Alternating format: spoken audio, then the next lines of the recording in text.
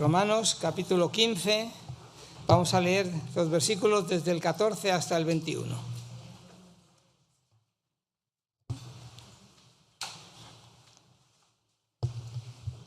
Romanos 15, versículo 14 hasta el 21 dice así: Estoy seguro de vosotros, hermanos míos, de que vosotros mismos estáis llenos de bondad, llenos de todo conocimiento, de tal manera que podéis amonestaros los unos a los otros.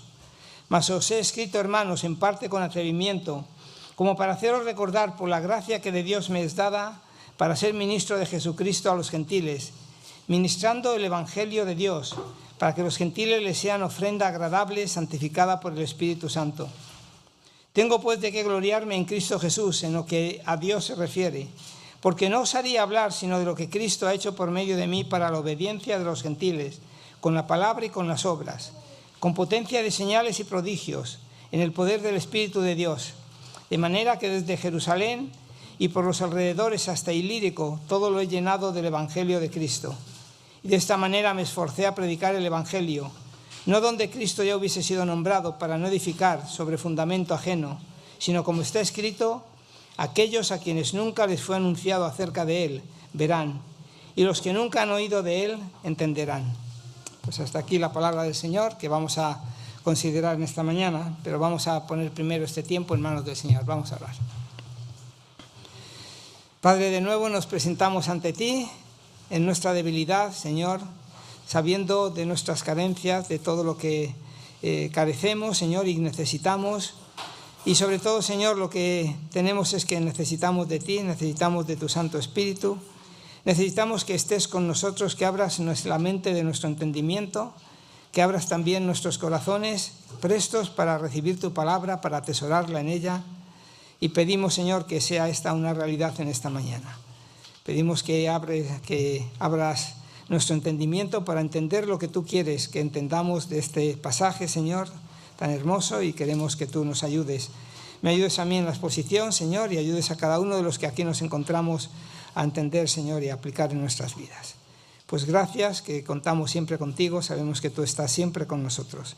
Bendícenos, Señor, bendice este tiempo y sobre todo bendice y glorifica tu palabra. En el nombre de Cristo Jesús. Amén. Bueno, estamos llegando, como veis, ya al término de esta hermosa carta que durante este año lectivo venimos reflexionando sobre ella. La carta del apóstol Pablo a los romanos, llevamos prácticamente todo el año. Y estamos ya entrando casi prácticamente en el último capítulo, nos queda unas pocas lecciones, lo que es este mes de junio, pero ya estamos llegando al final. Y esta mañana, con la ayuda del Señor, vamos a considerar el ministerio del apóstol Pablo a los gentiles. Recordamos, como ya hemos considerado y hemos visto varias veces, cómo el apóstol Pablo está escribiendo a una iglesia a la cual él aún no conoce personalmente. Un segundo, que...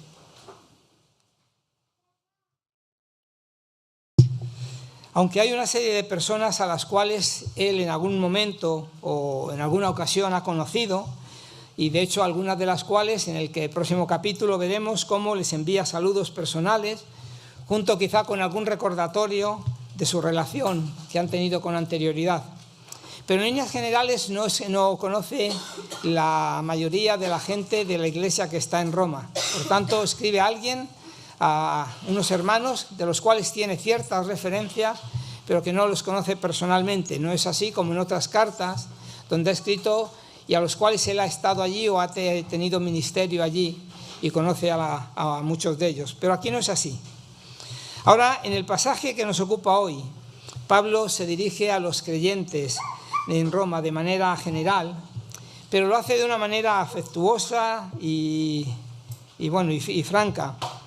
Les asegura en principio que sus referencias son de fidelidad, les dice que aprecia sus cualidades y de hecho al principio de la carta da gracias a Dios mismo de cómo su fe se divulga por todo el mundo. Esto es el capítulo 1, versículo 8, dice que la fe de estos hermanos de Roma se ha divulgado por todo el mundo. Y aunque todavía no los conoce en persona, sí que sabe y aprecia sus buenas cualidades y destaca al menos 3 virtudes en estos primeros capítulos, en estos primeros versículos. Versículo 14 dice: estoy seguro de vosotros, hermanos míos, de que vosotros mismos estáis llenos de bondad, llenos de todo conocimiento, de tal manera que podéis amonestaros los unos a los otros. Así que, por lo menos, lo primero que dice es que son hermanos que están llenos de bondad. Y la palabra traducida aquí por bondad es una palabra que viene a significar virtud. No es solamente algo bondadoso, sino también tiene que ver mucho con su carácter en este sentido. Es decir, un carácter moral elevado con una clara disposición a la rectitud ética y moral. Una actitud que busca generalmente el bien del prójimo. Ahí está el tema de la bondad. Realmente la bondad es evidencia de la obra del Espíritu Santo en el corazón de un creyente. Ha habido casos, conocemos algunos de ellos por la historia, de personas crueles que ha habido y que cambió todo en un aspecto luego de bondad una vez que conocieron el Evangelio y aceptaron al Señor. Y recordaba el hecho de John Newton concretamente, él tratante de esclavos, una persona cruel de una manera tremenda, pero cuando el Evangelio hizo obra en él, se volvió en una persona completamente bondadosa, hasta el punto de estar luchando y sobre todo para abolir la esclavitud. Por lo tanto, la bondad es algo intrínseco, algo que hace el Espíritu Santo obra en los corazones de las personas, de cada creyente. Como dice Gálatas 5:22, el fruto del Espíritu es amor, gozo, paz, paciencia, benignidad, bondad, fe, mansedumbre y templanza. Y ahí está la palabra bondad como una característica del fruto del Espíritu Santo. Así que la bondad en el creyente es la evidencia de la transformación que el Espíritu Santo realiza en cada corazón al recibir el Evangelio. Y esto es algo que ha de ser característico en todos los creyentes, cambiar nuestra mentalidad, nuestra forma de pensar y transformarla en bondad. Ahora, en segundo lugar, dice que están llenos de conocimiento. Y la palabra conocimiento es una palabra que habla de comprensión práctica de la verdad divina. No solamente de conocimiento intelectual, sino conocimiento llevado a la práctica en la realidad. No solo de información teórica. La Iglesia en Roma había crecido en doctrina y entendimiento de la fe. Y ellos mantenían una doctrina sana, formada en conformidad con la palabra de Dios. En tercer lugar, dice que son capaces de amonestarse. Y la palabra amonestar significa advertir, instruir, exhortar con firmeza y amor, buscando corregir y edificar con las personas, con los creyentes. Por lo que no dependían exclusivamente de Pablo, sino que dice que estaban capacitados por Dios para amonestarse y exhortarse en comunidad. Ahora, la amonestación es algo que es bíblico, pero la amonestación bíblica debe de estar siempre basada en un amor incondicional. La amonestación siempre se debe de practicar en busca de una restauración y un crecimiento en la otra persona. Nunca es un acto de venganza, no es un alarde de superioridad espiritual en ningún aspecto. Ahora, la amonestación siempre debe de realizarse de una manera sosegada, tranquila, en términos suaves, apacibles, no de una manera altiva o imperiosa, no de una manera apresurada, feroz, sin miradas agrias, sin altanerías, sin cólera en ningún aspecto, ni con lenguajes amargos, porque la realidad es que cuando alguien intenta esto o practica la amonestación de esta manera, estos caminos engendran todo el mal y obstaculizan los mayores esfuerzos de reprensión. Generalmente cuando se practica una amonestación en este aspecto, altanero, encolerizado, esto enardece y perturba a la persona reprendida, de tal manera que engendra desdén, rencor contra el amonestador. Proverbios 15:1 dice: la blanda respuesta quita la ira, mas la palabra áspera hace subir el rencor. Así que estas amonestaciones, cuando no son hechas con amor, generan más heridas y enemistades que los remedios administrados cuando se hacen con una mano afable y amiga. Cuando no se hace así, estas amonestaciones endurecen, irritan a los hombres con rabia y generalmente se revelan de enmendarse en tales ocasiones. Si la reprensión no tiene sabor a amor, a interés, a misericordia, a comprensión, no significa nada.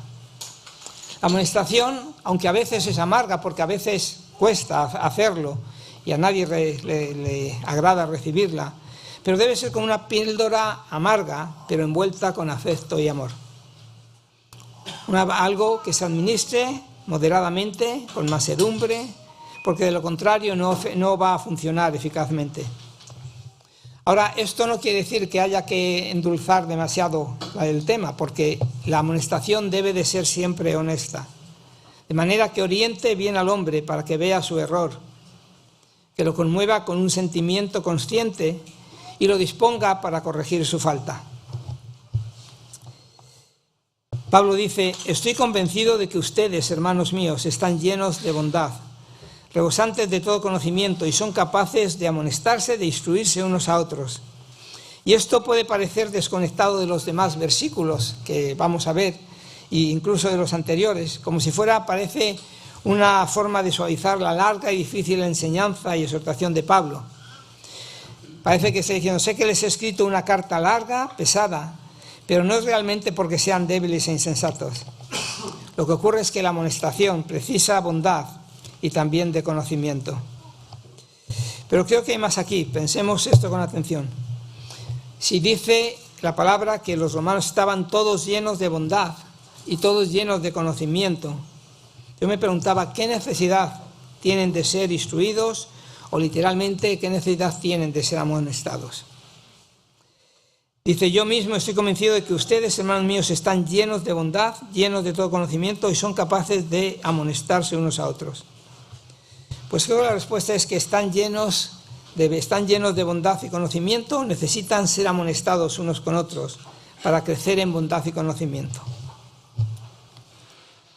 La realidad es que, aunque estén llenos de bondad y conocimiento, hay momentos en los cuales necesitamos hermanos, necesitamos amigos cristianos que observen nuestro caminar y que luego tengan la libertad para venir a nosotros en amor, para advertirnos y hacernos retroceder de cualquier atención o cualquier acción torpe o necia.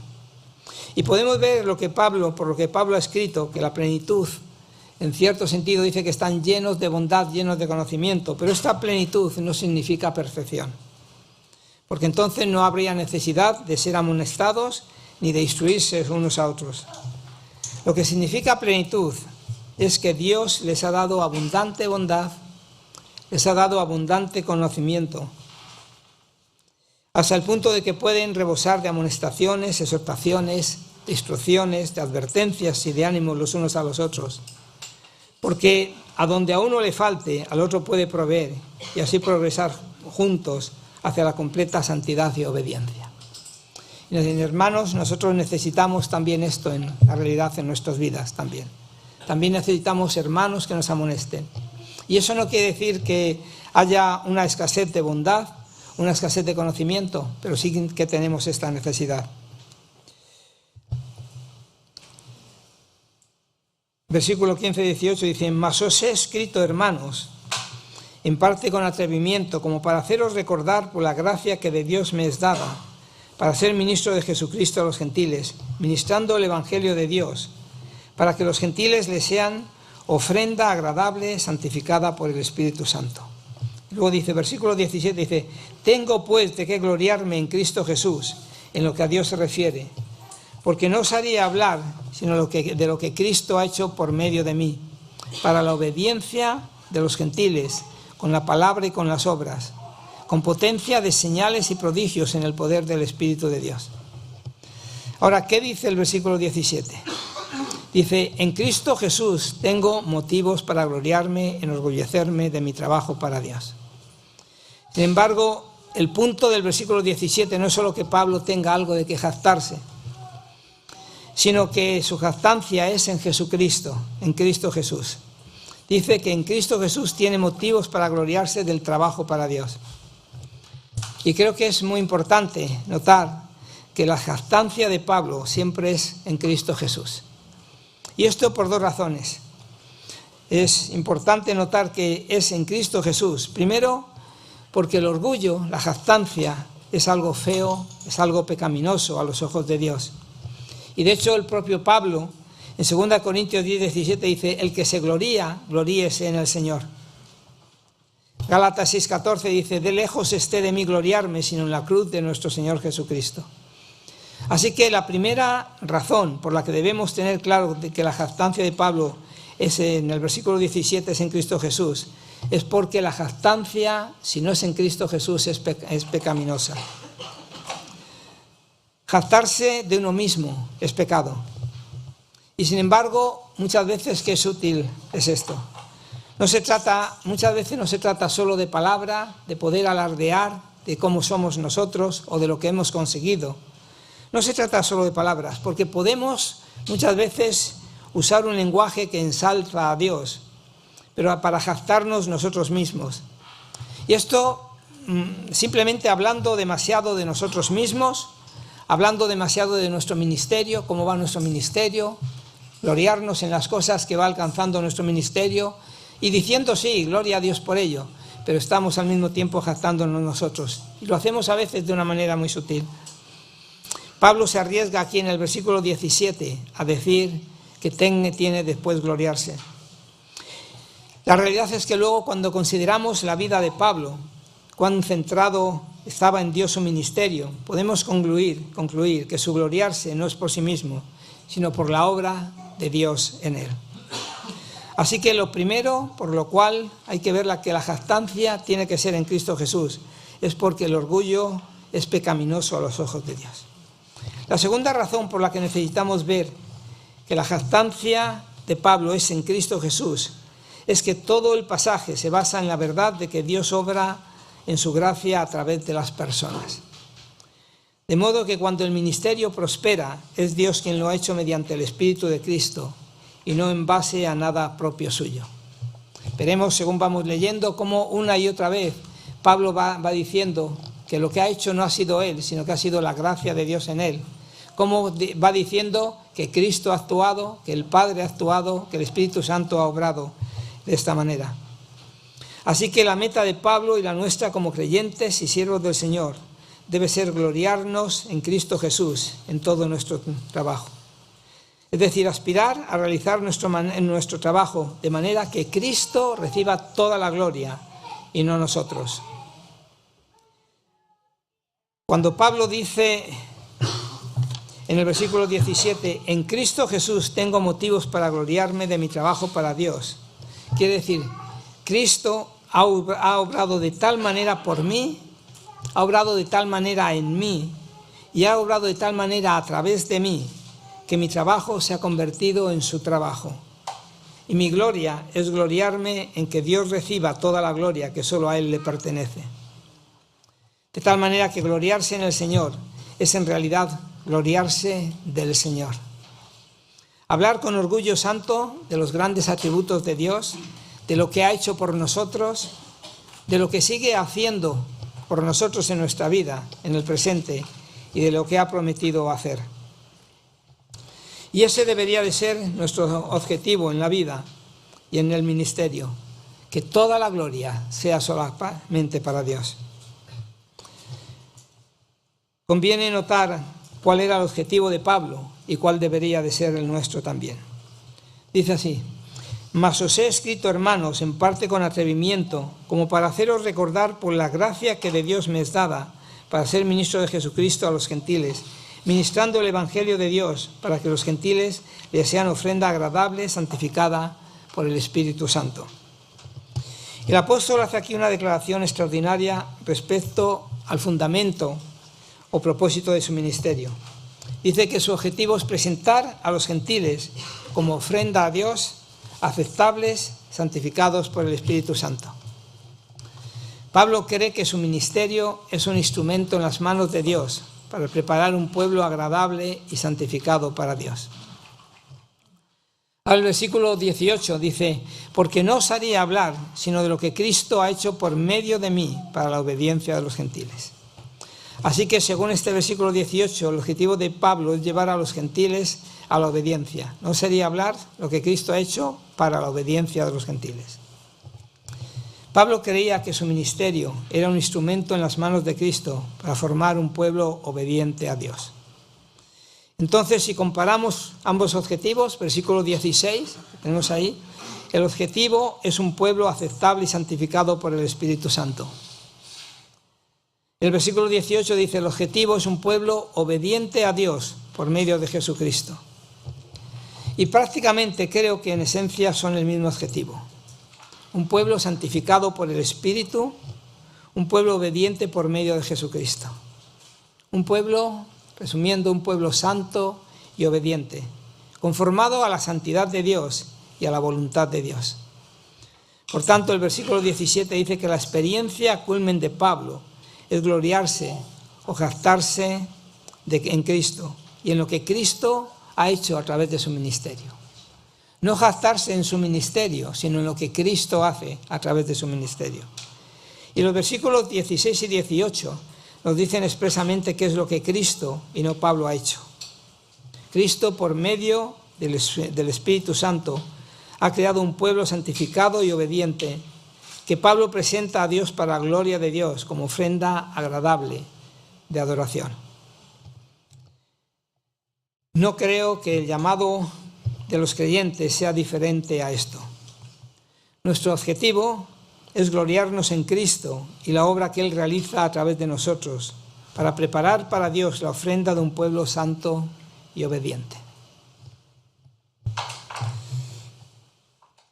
Quizá podrías preguntar, ¿por qué no dices simplemente que nuestro objetivo es prepararnos para Dios, un pueblo santo y obediente? ¿Por qué enfatizo que nuestro objetivo es gloriarnos y que esta gloria reside en Cristo, obrando a través de nosotros? Y cuando estaba pensando en esto, pensaba en dos respuestas.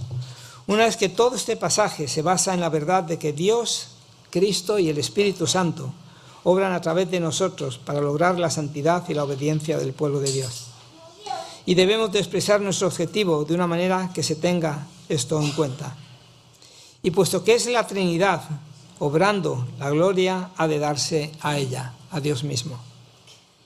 La otra razón es que la santificación y la obediencia del pueblo de Dios es algo, diría, emocionante, algo glorioso, es algo milagroso en sí, es algo profundamente dichoso y satisfactorio.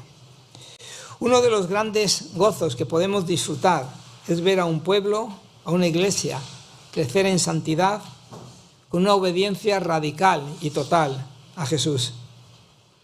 Y ver a este pueblo desligarse, desenamorarse del mundo y enamorarse cada día más y más de Cristo. Y verlos buscar primero el reino de Dios y dejar atrás las cosas materiales.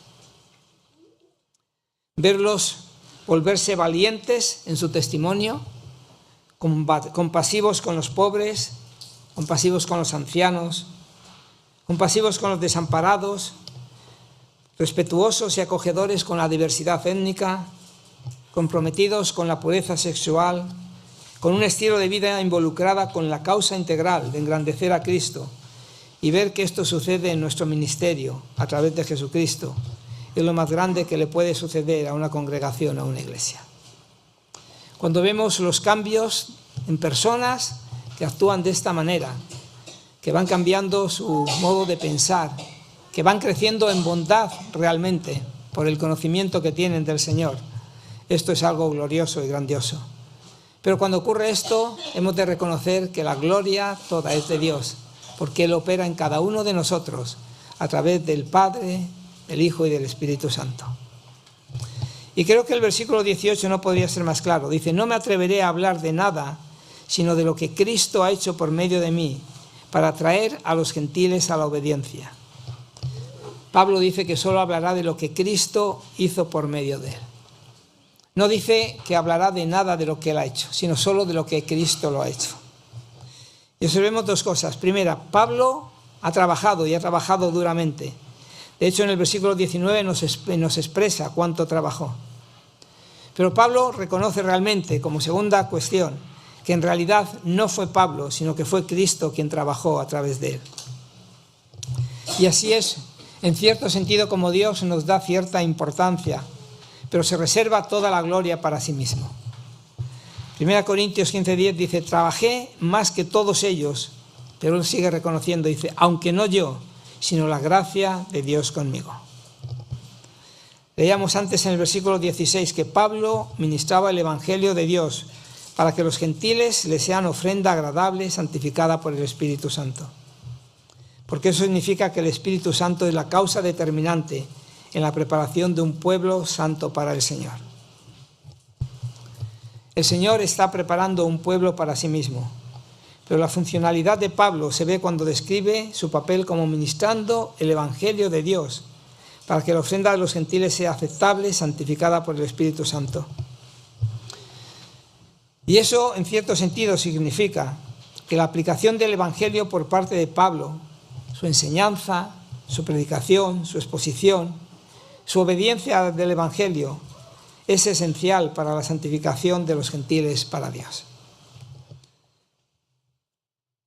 Hermanos, el Espíritu Santo no hace su obra santificadora de forma aislada e independiente del Evangelio de Cristo o al margen de la palabra de Dios.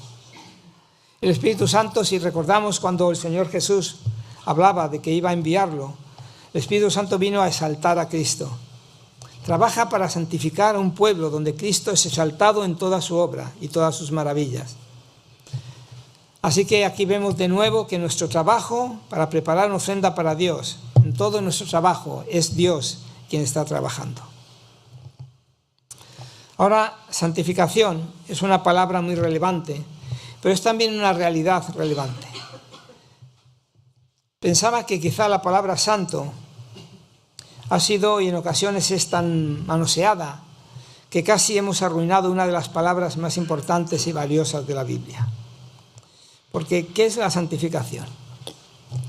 Al final de Romanos 15, del versículo 15 de este que estamos considerando hoy, Pablo dice, Dios me ha dado la gracia de ser ministro de Cristo Jesús a los gentiles, ministrando en el Evangelio de Dios, para que la ofrenda de los gentiles sea agradable y santificada por el Espíritu Santo. Y pensemos un momento en este hecho. La santificación era la meta de la labor misionera de Pablo. Pablo se considera ministro de Cristo. Su ministerio era predicar el Evangelio. Y las ofrendas que trae a Dios es el fruto de su ministerio con los gentiles. Son gentiles.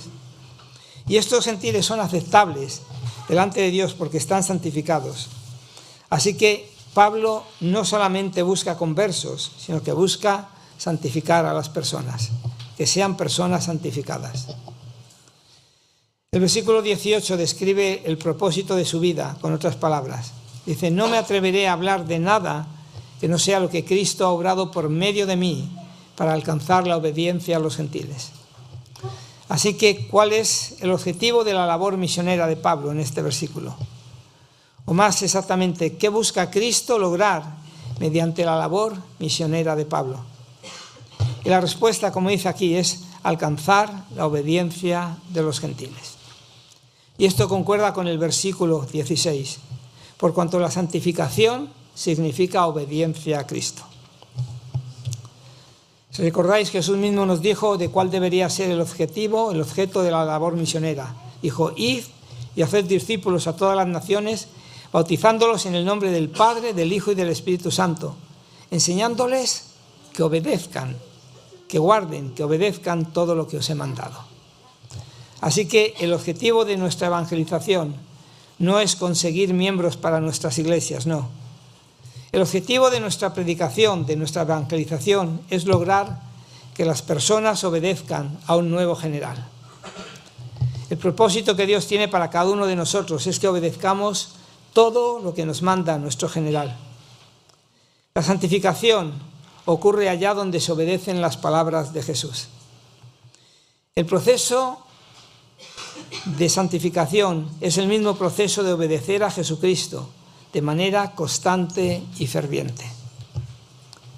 Lo que Pablo ha hecho por nosotros en Romanos 15, 16 y 18 es definir la santificación para que pueda ser parte de nuestro vocabulario en nuestra guerra espiritual. Porque la santificación es obedecer al general en jefe, Santificación es una palabra de tiempos de guerra. Una persona santificada tiene un compromiso inquebrantable, inconmovible con su causa. Una persona santificada tiene una lealtad inquebrantable al general y a sus compañeros de armas. Así que siempre que pensemos en la santificación, pensemos en misiones en tiempos de guerra. Porque la santificación no es fácil, ni es algo que venga sin más entre nosotros. Necesitamos estar atentos siempre, atentos un poco, pendientes realmente de cuál es la situación dentro de nosotros, cuál es nuestra misión, y eso es algo que cuesta realmente. Así que el objetivo de la estrategia misionera de Pablo entre los gentiles fue realmente.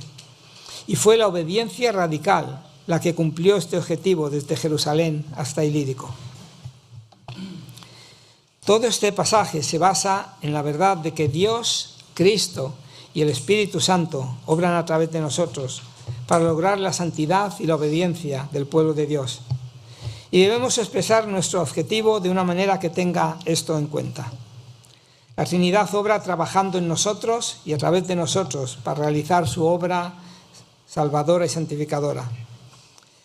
En Romanos 15, 15b, la segunda parte del 15 y la primera del 16, Pablo dice: les he escrito con mucha valentía, como recordatorio, por la gracia que de Dios me ha dado para ser ministro de Cristo Jesús a los gentiles.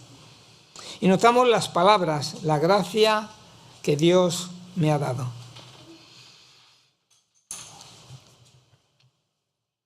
Pablo no eligió el apostolado como vocación. Dios lo eligió, Dios lo llamó y lo capacitó para ello. Y pienso que quizá Pablo nunca superó el asombro de la gracia de Dios, de que llamaran a un asesino de cristianos para liderar la misión gentil. Segundo, el versículo 16 dice: para que la ofrenda de los gentiles sea aceptable y santificada por el Espíritu Santo. Pablo no solo es obra de la gracia de Dios, sino que el fruto de su labor es un pueblo santificado, un pueblo transformado. También es obra de Dios, solo que esta vez se trata explícitamente de Dios el Espíritu, una ofrenda de los gentiles, santificada por el Espíritu Santo. Pablo trabaja por su fe y obediencia, pero es el Espíritu Santo quien en última instancia y decisivamente realiza la transformación. En tercer lugar, el versículo 18 dice: porque no me atreveré a hablar de nada que no sea lo que Cristo ha hecho por medio de mí, para llevar a los gentiles a la obediencia. Así que una vez más Pablo atribuye el fruto de su ministerio, la obediencia a los gentiles, a Dios, solo que esta vez habla de Dios Hijo, de Jesucristo. No me atreveré a hablar de nada que no sea lo que Cristo ha hecho por medio de mí. Así que en el versículo 15, la gracia de Dios Padre da a Pablo su ministerio a los gentiles. En el versículo 16, Dios el Espíritu Santo hace la obra transformadora, decisiva en los conversos de Pablo. Y en el versículo 18, Dios el Hijo, Jesucristo, vivo y resucitado, produce la obediencia por la cual Pablo trabaja. Así que el punto es Dios obrando a través de los creyentes para realizar su obra salvadora y santificadora. Por lo tanto, quienes trabajamos en algún ministerio, nunca debemos jactarnos de nosotros mismos, sino solo de Cristo. Debemos decir con Pablo: no me atreveré a hablar de nada que no sea lo que Cristo ha hecho por medio de mí. En otras palabras, este texto apunta a tres cosas. En primer lugar, profunda humildad en cuanto a nuestros ministerios se refiere, porque es la obra de Dios, no la nuestra. En segundo lugar, gran confianza en que Dios va a usar nuestros pobres esfuerzos en magnificar y en glorificarse Él y en extender su obra. Y sobre todo, más gloria a Dios, que es el obrero último y decisivo de toda nuestra obra. Ahora bien, el resto de este pasaje, versículos 19, 18 al 21, nos habla del método que Cristo usó a través de Pablo para llevar a los gentiles a la obediencia. Y cuando digo método me refiero tanto a las herramientas como a la táctica. Las herramientas que Cristo usó se describen en los versículos 18 y 19. Y la táctica en los versículos del 19, la segunda parte del 19 al 21. Así que veamos las herramientas que Cristo usa en la misión de Pablo. Primero, la declaración más general. Cristo obtiene obediencia a través de Pablo. Versículo 18 al final dice, con palabras y obras. En otras palabras, Pablo habló y actuó, pero fue Cristo quien habló y actuó a través de Pablo. En segundo lugar, Pablo nos dice el tipo específico de obras que tenía en mente. Versículo 19, la primera parte dice, por el poder de señales y prodigios. Las obras eran milagros que Pablo realizó. Y en tercer lugar, Pablo nos dice de quién era el poder detrás de estas señales y prodigios. Versículo 19, la segunda parte dice, por el poder del Espíritu de Dios.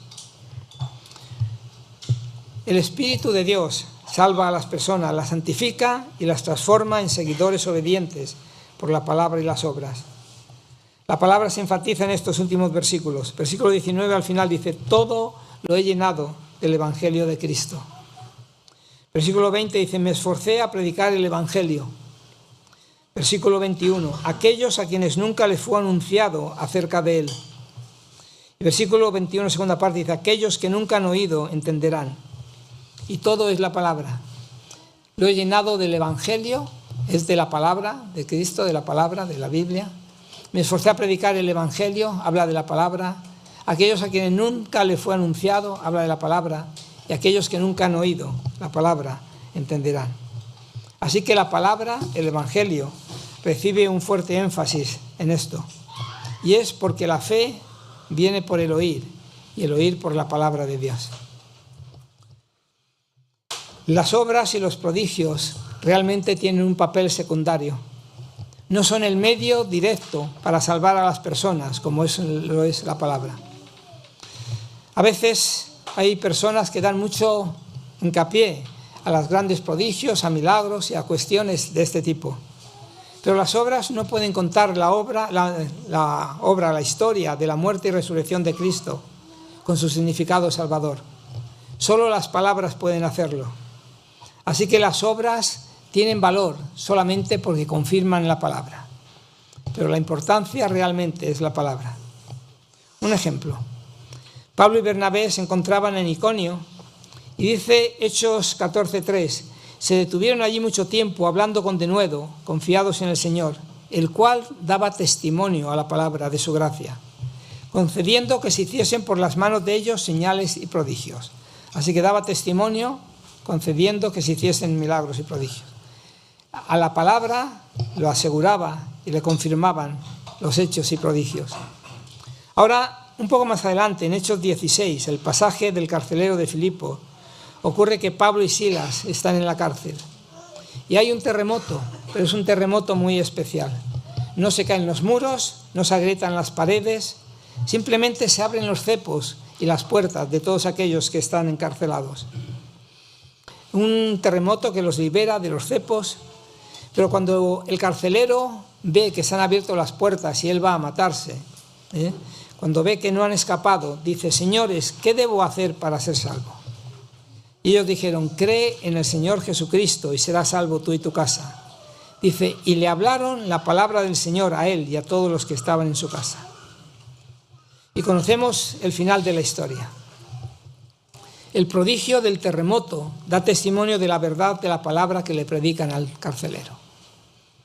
La palabra probablemente Pablo habían estado cantando, habría oído, el carcelero había oído cómo cantaban. Pero el prodigio del terremoto, obrando de esta manera, es lo que atestigua la realidad de la palabra. Pero ellos no creen por el terremoto, creen por la palabra que le predican, le hablaron la palabra del Señor a él y a todos los que estaban con él. Ahora, creo que hay que decir que hoy es que algunos cristianos esperan más milagros de los que deberían. Quizá piensen, por ejemplo, que Dios nunca quiere que sus hijos se enfermen, o piensan que quizá los creyentes siempre deberían ser sanados milagrosamente. Y sin embargo, esto contradice lo que vemos, por ejemplo, en Romanos 8:23, donde los cristianos dice que gimen esperando cuerpos redimidos. Pero por otro lado, y creo que esto se nos puede aplicar a algunos aquí, algunos cristianos esperamos muy pocos milagros. Caemos en una mentalidad tal que cuando oramos casi nos da miedo pedirle a Dios que sane a las personas directamente o milagrosamente. Y pensaba que mientras estemos sometidos a la libertad y la bondad soberana de Dios, para que Él haga lo que le plazca, creo que podríamos orar regularmente por su intervención milagrosa. Y quizá esperar que algunos tengan un don que los haga más fructíferos en esto que otros. Pero mientras mantengamos la palabra de Dios en su lugar central, creo que le agradaría al Señor que oráramos como lo hizo la iglesia primitiva en Hechos 4. Esto es lo que dijeron: ahora, Señor, considera sus amenazas y concede a tus siervos que con todo denuedo hablen tu palabra, mientras extiendes tu mano para que se realicen sanidades, señales y prodigios mediante el nombre de tu santo Hijo Jesús. Podemos orar porque el Señor obre milagrosamente, porque Él sigue teniendo el mismo poder hoy que tenía en el siglo I. Pero hermanos, no dictamos cuándo, no dictamos qué tipo, ni cuántos milagros puede Dios hacer entre nosotros. Ni siquiera dictamos si tiene que hacerlos o no. Pero podemos pedirlos, como digo siempre, sometidos a la libertad y la bondad soberana de Dios, para que Él haga lo que a Él le plazca. Tenemos, por tanto, las herramientas que Cristo usa para llevar a los gentiles a la obediencia y salvación. La palabra corroborada por obras, prodigios y señales. Ahora los versículos 19, la segunda parte del 19 al 21, nos permite notar la táctica empleada. Leamos. Dice: de manera que desde Jerusalén y por los alrededores hasta Ilírico todo lo he llenado del Evangelio de Cristo. Y de esta manera me esforcé a predicar el Evangelio no donde Cristo ya hubiese sido nombrado, para no edificar sobre fundamento ajeno. Pablo deja claro este punto de forma contundente en los versículos 19 al 21. Afirma haber predicado el Evangelio desde Jerusalén hasta Iliria. Y esto abarca desde Jerusalén, pasando por Siria, a través de Asia Menor, Turquía, bajando por Grecia al este y subiendo por el oeste hasta el norte de Italia, donde hoy se encuentra Albania. Pero dice aún más, dice que ya no le queda trabajo por hacer en esta región.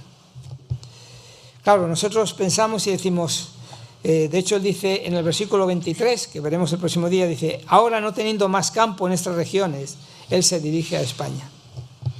Ahora notamos tres cosas en estos versículos. Pablo dice haber llenado todo con el Evangelio desde Jerusalén hasta Iliria.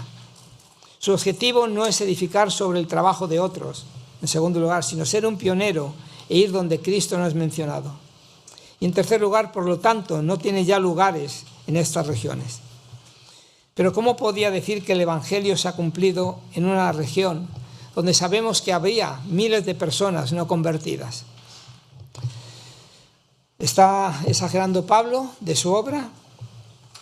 Entiendo que significa que Pablo no es un evangelista local, sino un misionero pionero. Es decir, su vocación y su ambición no consiste en evangelizar donde ya existe una iglesia. Esto es responsabilidad de la iglesia. La evangelización en Salamanca es responsabilidad nuestra, hermanos. Es responsabilidad de la iglesia de Salamanca. No es responsabilidad de que envíen, y viene muy bien, y nos alegramos y damos las gracias al Señor cuando vienen personas para colaborar. Pero la responsabilidad es nuestra para ello, aquí. Así que esa responsabilidad de la iglesia, la vocación y la ambición de Pablo consiste en predicar el Evangelio donde no hay ninguna iglesia que pueda evangelizar. Lugares donde no hay cristianos, algunos donde ni siquiera conocen el nombre de Jesús. La necesidad de las naciones que no conocen el nombre de Jesús es una necesidad inconmensurable, es una necesidad infinita. Hay muchos lugares donde no se conoce el nombre de Jesús. Y hermanos, la gran comisión no consiste solo, y digo solo, porque esto es algo que hay que hacer, pero no consiste solo en alcanzar a más y más personas, sino en alcanzar a más y más naciones, grupos étnicos, pueblos sin testimonio, hasta que todos tengan iglesias y puedan ser evangelizados por sus propias gentes. Y ojo, no digo que no haya otros tipos de trabajos misioneros, pero llegar a los pueblos no alcanzados, y no solo a las personas no alcanzadas, es esencial para poder completar la gran comisión. Y hermanos, hay una razón por la que compartimos y por la que queremos compartir las buenas nuevas del Evangelio. Y la razón es porque el Evangelio cambia vidas, y es a lo que somos llamados a predicar. Pues que el Señor bendiga su palabra. Vamos a terminar en oración. Señor, te damos las gracias por tu palabra, te damos las gracias por el ejemplo del apóstol Pablo, por su ministerio llevado a cabo en obediencia a ti, tal y como tú has dispuesto, Señor. Gracias por la obra que él realizó, pero sobre todo la obra que tú hiciste a través de él. Y nosotros querríamos, Señor, que tú también la hicieses a través de nosotros, que tuviésemos esta obediencia y santificación en nuestras vidas, para que tú pudieses obrar también a través de nosotros, por medio de Dios Padre, por medio de Dios Hijo, por medio de Dios Espíritu Santo. Todos juntos, Señor, para glorificarte y para que toda la gloria sea para ti. Pues, Señor, obra en nuestros corazones y pon disposición en ellos para obedecerte y santificar nuestras vidas de una manera real, auténtica, Señor, y con el deseo de agradarte y glorificarte. En el nombre de Cristo Jesús lo pedimos todo. Amén.